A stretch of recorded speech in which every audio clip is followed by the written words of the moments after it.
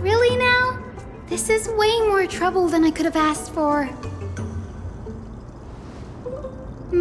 Or you could sit back and watch.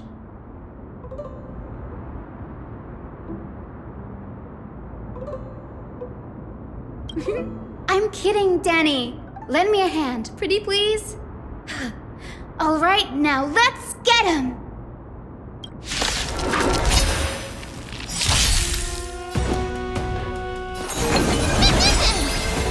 Enemy data net markers activated. Time for a good old counterattack!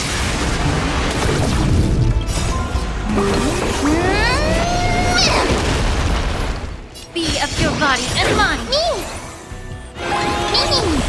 Life is not built here.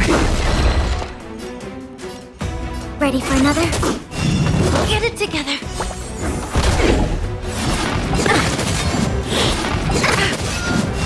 The smoke is gone. The art of resurrection is astonishing to behold. Embrace a new life.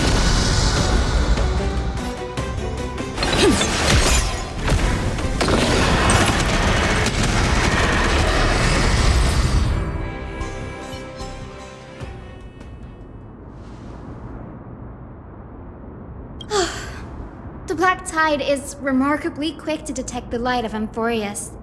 So or rather, the blessings of the Sky Priest in me, might have unknowingly called them to me. Anyway, never mind that for now. Here, you might want to have a look at this. I found it around here and thought it might be of interest to you.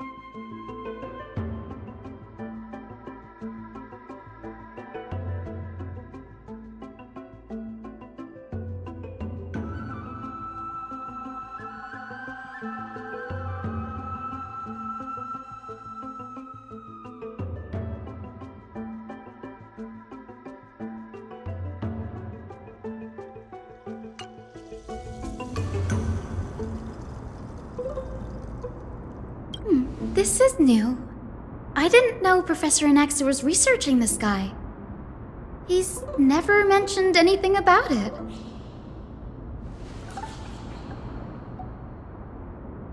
Might is an understatement. Anaxa has never been one to venerate the gods, nor has he ever found it within himself to put any faith in the prophecy. People have come to think of him as a heretic, even in a place as liberal as the Grove. Yet, it is also this very Blasphemer that Circe's favors. Fate sure works in mysterious ways.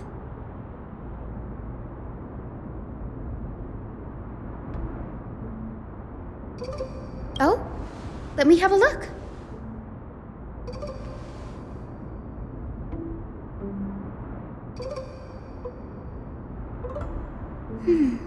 By the looks of them, these scrolls are records of two conversations that took place in the same setting, one after the other.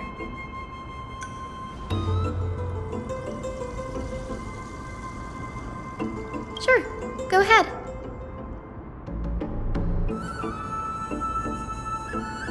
Nearly everyone in Amphoreus has heard the story of the skyships by now. Aquila's stature is loftier than the heavens, and their divine retribution is merciless. That's why it's no use building giant skyfaring ships. Oh, but I do wonder if a supercharged mini Treaty cannon could slip past their watch.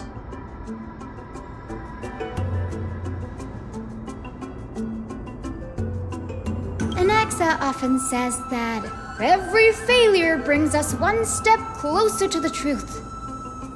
Perhaps, to him, the crash of the skyship carries a different interpretation.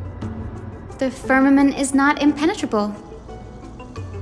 On the contrary, it was precisely because the skyship represented the first step toward breaking free from the shackles of the earth that it provoked the wrath of the Sky Titan and brought divine punishment upon itself. It's a shame that the majority of the Grove's research on Aquila was headed by the Venerationists, with sacrificial rituals making up a predominant part of their findings. Discourse about more esoteric subject matters in relation to Aquila dwindled even further after the skyship incident. So much so that even this scroll is completely new to me.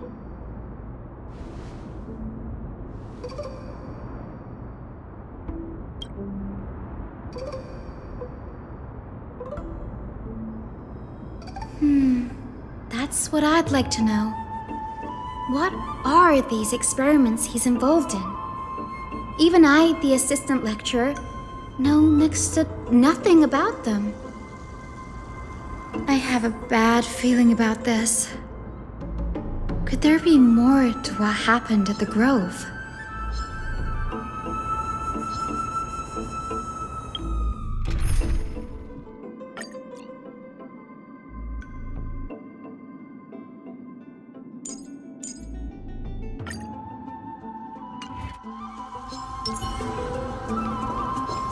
Stream forth, gleeful flame.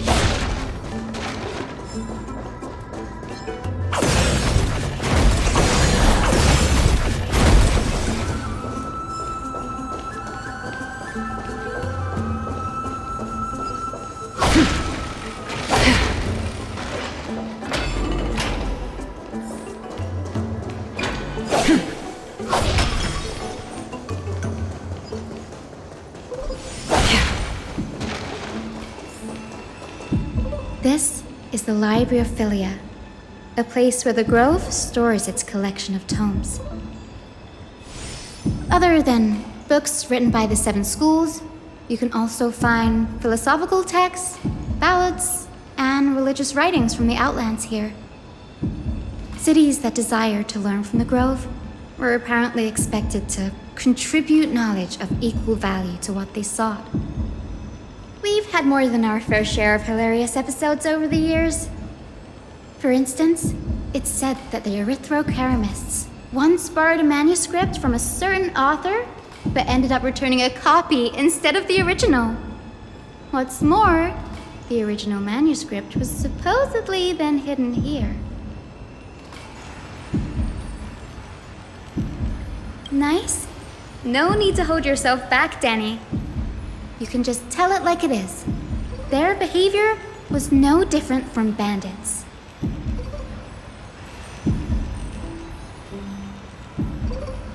Whew. You've got me there. Some said you couldn't even find a dictionary in Castrum Kremnos, so I guess they were spared. There are too many books in the Library of Philia. Flipping through them all will take too long. Why don't we use the Biblioslate to search for the texts we need? We can bring them back to Akama for reading after that.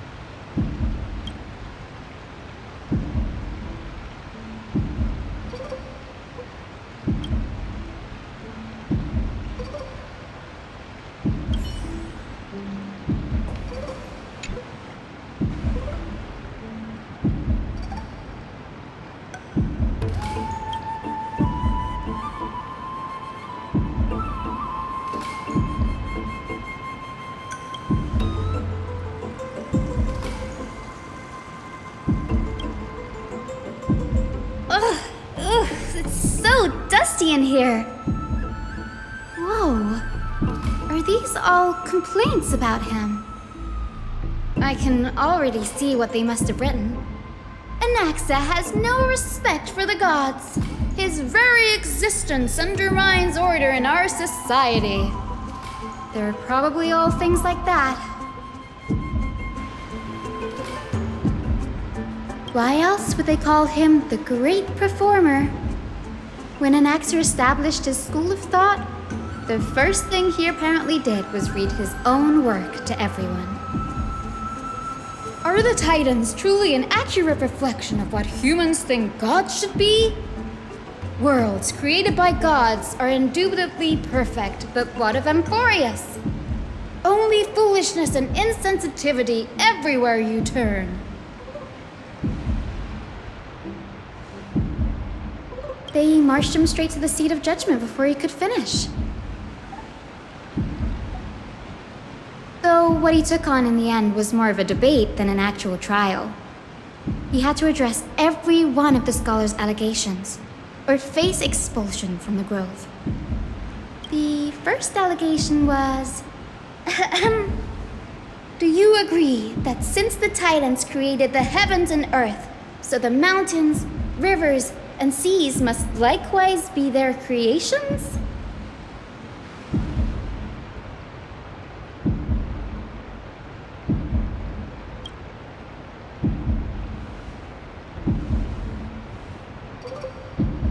Anaxa would have probably been spared a lot of trouble if he had answered this way. Instead, he quoted past instances of the Flame Chase journey and posited that humans have the potential to take over the divinity of Titans. Needless to say, his critics didn't take kindly to his answer, so they followed up with a second allegation. You claim to be studying souls, yet you are, in fact, defiling them and committing acts condemned by the gods. Do you admit it?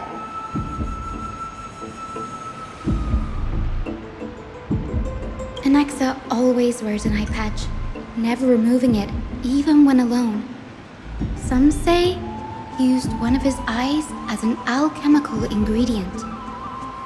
Every being in the world owes their safekeeping to Kifili, and this is even more so for the Chrysos heirs who have divine blood coursing through them. If he has really done something of that nature, then it'd indeed be sacrilegious. Thankfully, they had no way to prove it, so it amounted to nothing more than an allegation in the end. One by one, Anaxa engaged in wars of words against those who would challenge him. Toward the end, a scholar asked him, "Anaxagoras, have you any respect for the gods?" It was only after a brief silence that he answered, "I have never denied that titans are meant to be noble constructs."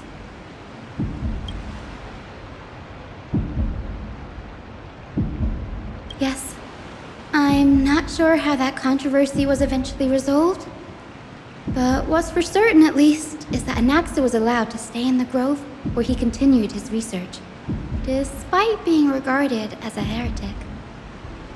By the way, this stack of complaint letters has reminded me of a place in the grove. We may find clues there that aren't on the teleslate. I'm talking about Anaxa's alchemy lab, hidden between the cornerstones.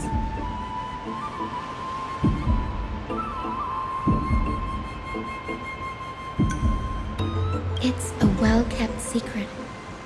Among the 7 sages, excluding the nominal chief sage, each has a private sanctuary where they can conduct research undisturbed in their free time. Even the administrators of the Library of Philia are restricted from accessing those places and documenting the sage's research. But with the grove in this state, I'm sure Anaxa won't be mad even if we sneak into the lab for a short while, right?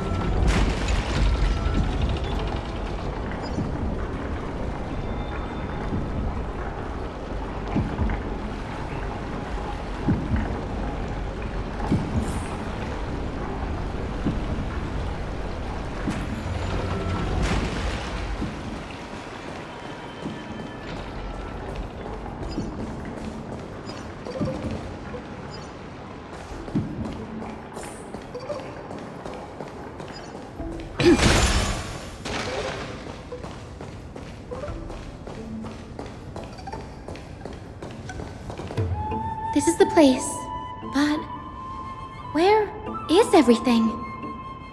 Materials for alchemical experiments, matrix diagrams, and even the seal to the lab. They're all gone. Did the Black Tide destroy it all?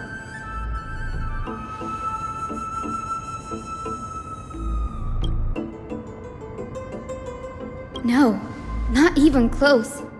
Not only are alchemy experiments high-risk activities, but Professor Anaxa also has a penchant for using bizarre materials.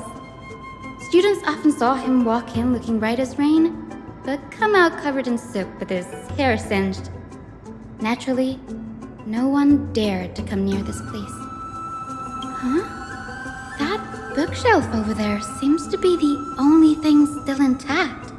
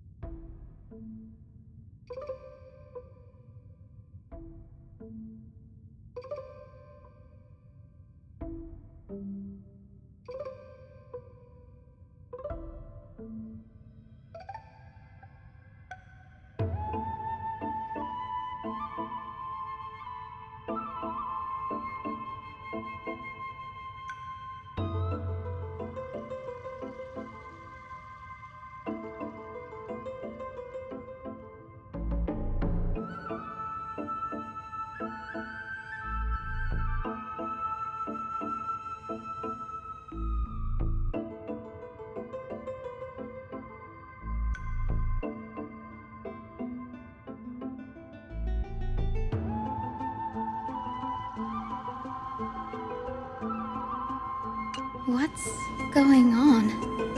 Anaxa is conducting research on our friends in Alchema and... me?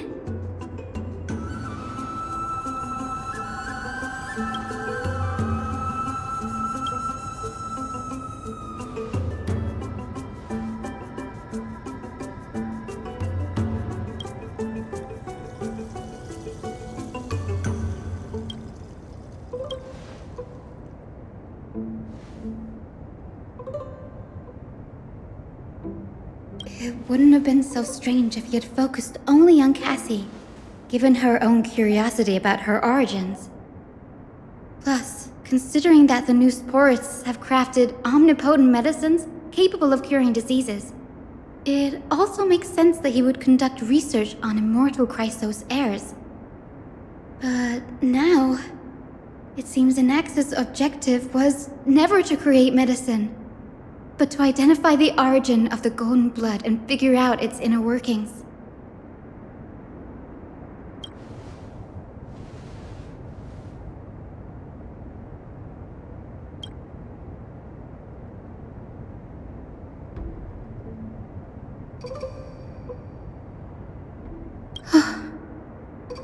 Danny, look at this. I have a bad feeling about this.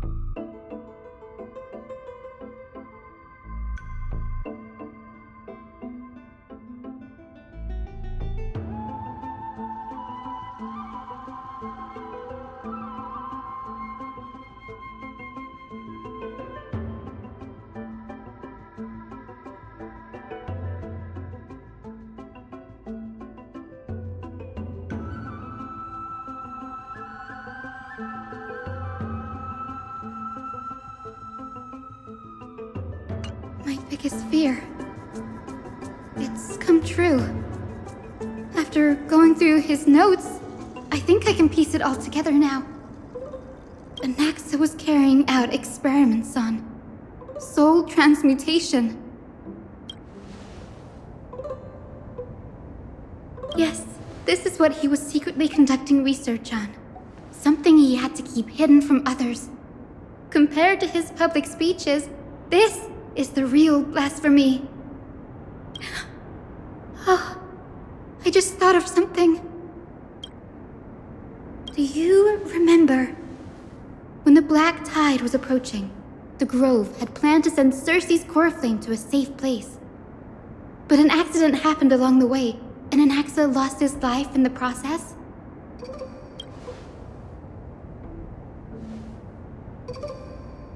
That's right. But what if Professor Anaxa's fusion with the core flame of reason wasn't an accident? Put yourself in his shoes. Knowing that the Black Tide was closing in and your time was running out, what would you have done?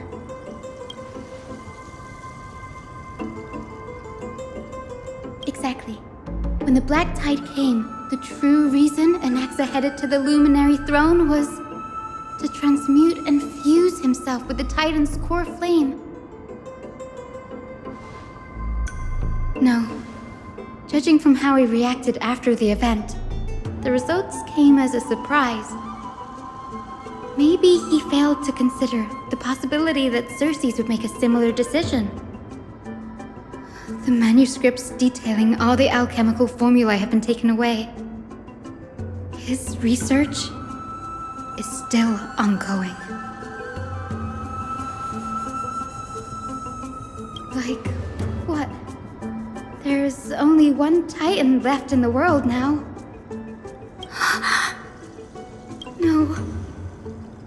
No way.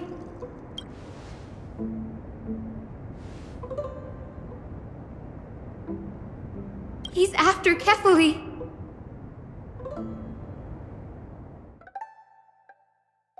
Sir, this sky above us, it's not real, is it? Of course not. This is just an image from a projection device used for educational purposes. A simple trick. The day-night cycle has been lost to this world, so that students like you may still learn about the night sky. Astronomers have harnessed the Titan's miraculous power to manipulate the light, projecting the nights of the past here for you. Much like how the sky above the Holy City is also illuminated by Kefali's dawn device. So, the skies of Akama are fake too. You mustn't conclude that, Anaxa. You should know that only a child would expose a trick and be proud of it. Often people know more than they let on. They simply choose to feign ignorance because they have no other choice. Then they're just deluding themselves. People believe in Kefali's tale of Genesis, accepting wholesale whatever the priests preach. But we're different. We've already walked out of the firelit cave of ignorance. We have already realized that we live in a world where Titans make the rules. Even when we look at the sky, we're only seeing what they allow us to see, rather than gazing at this mockery of a night sky fabricated by them for the rest of my life. Why shouldn't I be the one to take control of the projection device instead?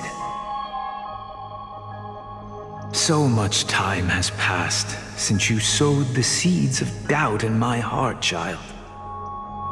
Many a night, I find myself penning down all my theories and wild ideas, only to burn them to ashes when I open my eyes in the day. Why? Because we'll face death by burning if word gets out? As a sage of the Venerationists, my soul has already become inextricably linked to the great tree. Every word I say and every move I make is certain to influence every leaf, every branch, even the tree itself. But above all else, my days are numbered. Instinctively, I have my doubts about the golden blood and the human soul, yet I have no means of verifying them. The golden blood in my veins is woefully thin, and I am loath to waste what little time I have left obsessing over a hypothesis that cannot even be proven in the first place. But I can, sir. I can do it for us. The time is right. Give me all that I need, and I shall accomplish this grand feat on your behalf.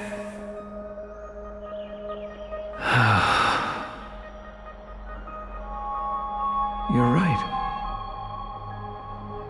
I shall do just that. In the next meeting of the sages, I will spare no efforts fighting for the rights you deserve. Go. Establish your own school of thought.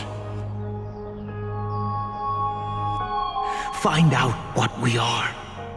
Become the one who conquers the ultimate truths of the world. Child of humanity. You didn't go to such lengths for an audience with Kefali. Just ask him a few questions, did you? So, you figured it out. If I were as foolish as a Dromus, perhaps I'd throw myself down and prostrate before their greatness, begging for the gods' prophetic wisdom. Well, sorry to disappoint, but I'm no Dromus. Alas, I am a human, standing tall on 2 feet, possessing both intellect and pride. Before such power, does it make any difference whether you're a human or a Dromus? I'm sure you're familiar with the story of the Styxians. When the raging waves threatened to swallow them, they didn't just give up and become sitting ducks. No. They constructed a dam that kept the roaring tide at bay, chaining down the mad Fagusa. They call me a blasphemer, Circes. But that doesn't mean I deny the existence of gods. It's just... as I see it, Titans are simply a force that mankind has yet to find a way to tame. Oh? If power that rivals the Titans is what you crave, why not conform to the prophecy and brave the trial? Why stop at harnessing the power of the Titans when I can do so much more? The source of life is what I wish to grasp, to understand what makes up the soul, and to learn what we really are. Thanks to you, I've had the chance to personally verify, in more ways than one, that the soul indeed ceases to exist in death. But where there is death, there is life. And where there is an end, there must also be a beginning. How then is a soul born? That was the only unknown variable left in my calculations. And by the sound of it, you have already formed a conjecture. No, I have already drawn a conclusion. In my journey unto death just now, I finally saw the answer with my own eyes. Professor Anaxa, I'm here. Her life hangs by a thread. I must ask you to refrain from taking any unnecessary steps. Of course. I'll bring this to a conclusive end, and give you the answer you so desire. However, in accordance with the principle of equivalent exchange, I must also demand from you what I need. As you wish. Don't you care to know what the price might be? It's a matter of uncovering the truth about the Death Titan and her survival. This may be the only time I can ever save someone's life. There is no need for me to think twice. I see. In that case, let the show begin. Indulge me. Am I correct to say that you intend to prove Thanatos' whereabouts and prove the nature of our existence now? Before I begin, I must confess I had been stuck in a cognitive trap all this time. As unrelated as these two propositions may seem at first glance, they are in fact logical equivalents. They are merely two different ways of telling us about what the soul is at its core. The reason I say this is as I've mentioned earlier. The answer was hidden in my journey unto death. Anaxa, you were in the Netherrealm? Yes, I am but a living dead man now. But that's not important. What truly matters is, I overheard a conversation between heroes. That's not all. Remember how I said you were a part of that conversation too, Circes? And I've told you that I have no recollection of such an event. That was likely just an illusion conjured up by the mind of a dying man. Of course you would remember. Because that wasn't you. That was Calypso, one of the 7 sages of the Grove. Calypso? That's the name I made up on a whim when speaking to this girl. How do you know of it? And surely you jest. Don't you think I, of all people, would know if that were the name of one of the 7 sages under the shade of my tree? Don't you claim to know the Grove's past like the back of your hand? It seems you've lost even the memories seared into your soul. Use your head, Circes.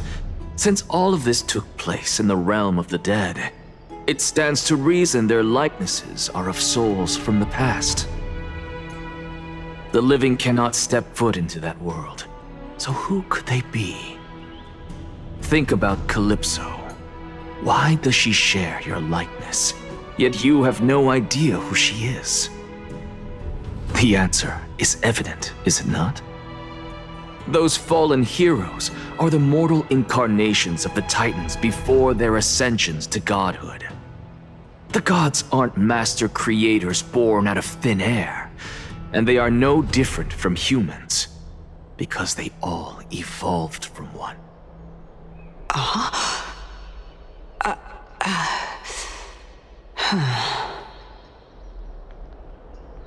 Does this answer disappoint you? Yes, because you've answered nothing. If I truly was once human, as you claim, then where do the children of humanity come from? Even on the off chance that you speak the truth, this brings us no closer to grasping Thanatos' whereabouts. How are we to find them? I knew you would say that. But it matters not. I know what I'm doing. Actually, why don't we have this supreme being standing before us tell us everything?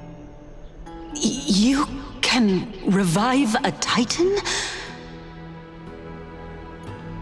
Humans cannot return from the dead. Neither can gods. But all we need to do is look at this from a different perspective, and the problem will resolve itself. The solution is simple. Just like what you did to me. If I'm reborn as Kefali, I can rebuild the world and all within it as they once did. Simple, is it not?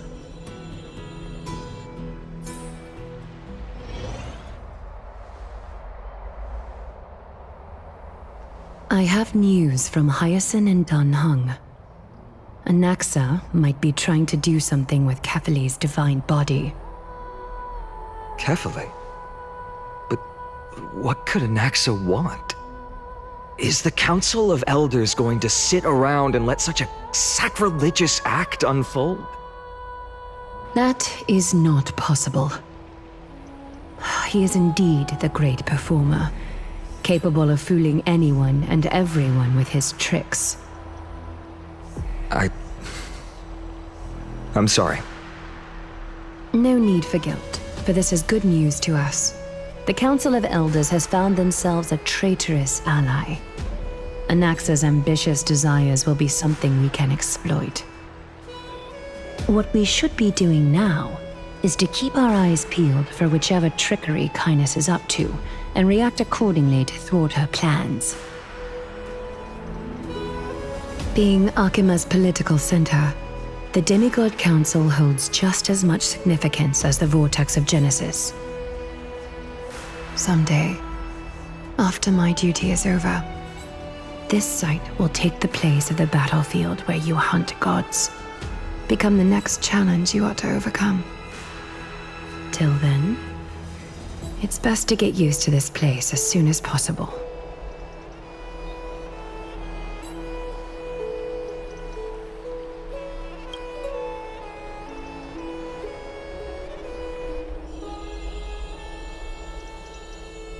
Preposterous! The Christos-heirs only have their standing because of the Council of Elders! How dare they trample over it!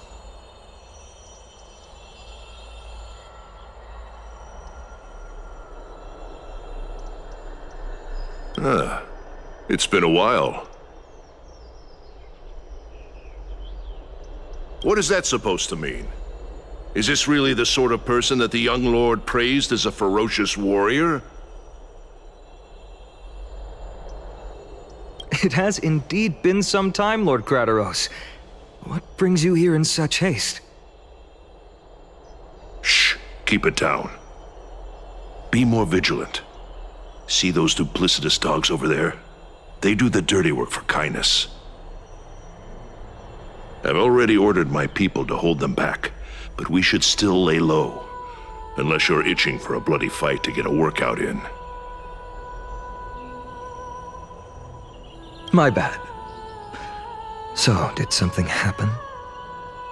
Did you hear thunderclaps last night?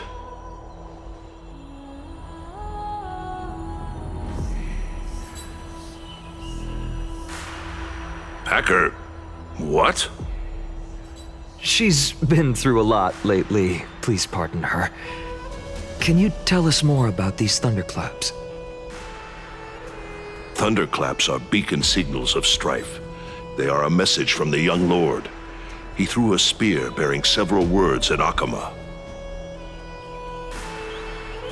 Watch out. The Flame Reaver is back. I guessed as much. We didn't actually kill them back at the Kremnos Arena. I figured this is something you would want to know. We Kremnoans never back down from a fight. So if you plan to take that thing down in a battle, reach out to me anytime. You have my gratitude. I will let Aglaya know about this right away. Remind her to be on her toes while you're at it. That vicious Kindness has been unusually active lately. Those lackeys she keeps under cover have been going in and out of the city a lot more frequently these days. Some even seem to be getting Kremnoans to defect to the council.